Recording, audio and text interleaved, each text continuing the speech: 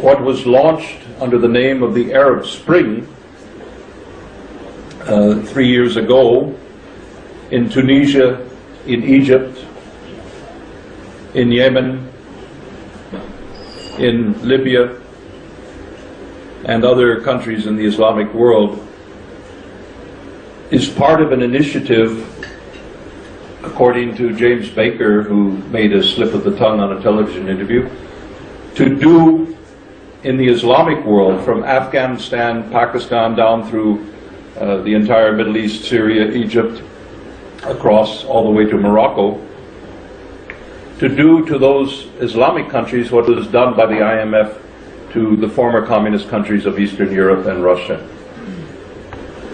Namely, pressure them to enter the game of the free market, the so-called neoliberal. There's nothing liberal about it except for the banks, who liberally take the profits. But to open these economies, these dictatorships, these monarchies, these sheikdoms of the oil-rich Islamic world, with trillions and trillions of dollars of resources and treasures, to open them to further looting. But there's another element of this. The sovereign wealth funds were one of the targets. The huge resources that were invested from the oil revenues of Saudi Arabia, Kuwait, and other countries. The state-owned companies in these countries, in Libya, the oil, in Egypt and elsewhere. But the Arab Spring had a deeper agenda, and that's now beginning to emerge. U.S. intelligence services and the U.S. State Department secretly began backing a much more ambitious project using a secret Masonic-like organization called the Muslim Brotherhood. The Muslim Brotherhood originated in the 1920s, as some of you may know, in Egypt under a fanatical jihadist named Banna. They built a secret underground organization in Egypt to fight against the British, and during the Second World War, the Nazis came into Egypt and recruited the Brotherhood and supported them in the fight against the British, and they found the Nazi ideology quite amenable to their own, apparently. After the war, the Muslim Brotherhood was taken over as a franchise by British intelligence until the British financially were unable to sustain their presence in the Middle East, and turned the franchise over to the CIA, the Americans. Well, when the Brotherhood tried to assassinate a former member who had become the president of Egypt, Gamal Abdel Nasser, a proponent of Arab, pan-Arab socialism,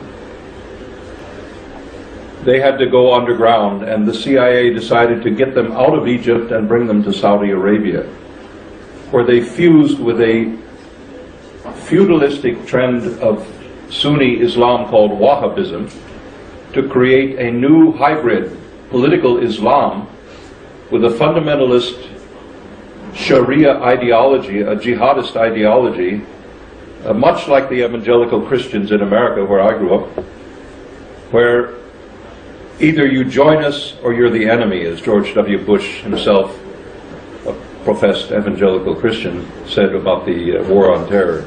Either you join us or you're against us.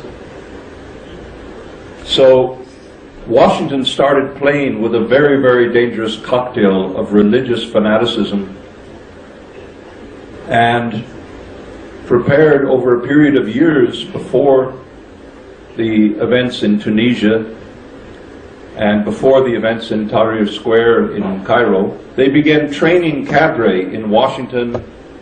They brought organizers from Canvas in Belgrade, the ones who organized the color revolution against Milosevic in 2000, and they began training cadre to create what was the superficial part of the regime change, Washington regime change, namely the youth Twitter revolution or Facebook revolution, the protests in Tahrir Square. Now, these are not purely spontaneous events. They are orchestrated by trained cadre. Canvas is financed by the U.S. government through various NGOs and other things.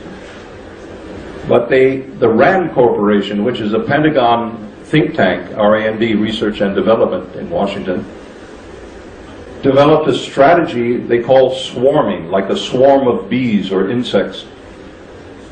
And they applied this using the electronics of mobile telephones.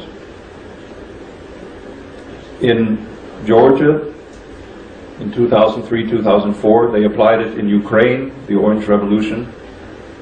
And they tried it in several other places unsuccessfully. They tried it in Russia, they tried it in Belarus.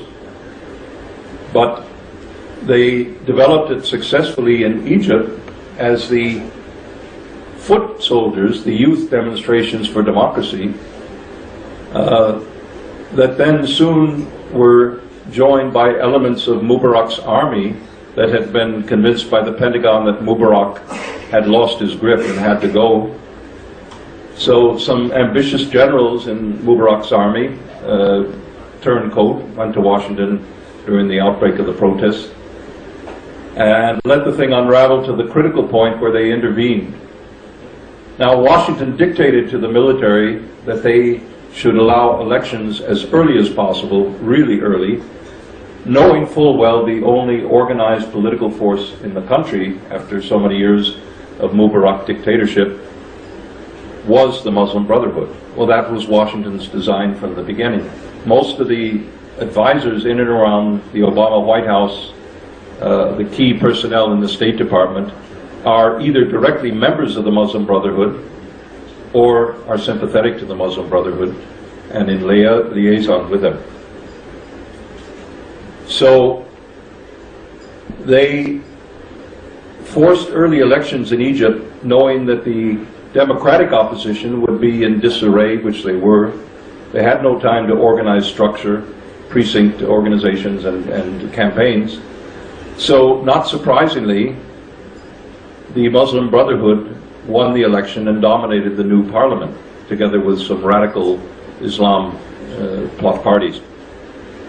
But the military thought that they had organized it in a way that they would control Morsi and make sure that they had the veto power on anything the Brotherhood would try. Well, that lasted a few short weeks before Washington again intervened and said, Morsi, we will back you if you repeal all of these military controls. So for more than 1 year now, Egypt has suffered under the Muslim Brotherhood rule of Mohammed Morsi and friends. فيديو بمليون جنيه، فيديو فيه كل حاجة، بيلخص كل القضية. أنا طبعا مش هعيد اللي قاله ويليام إنجلاند، ده أحد رجال المخابرات الأمريكية واشتغل فترة في وزارة الخارجية الأمريكية.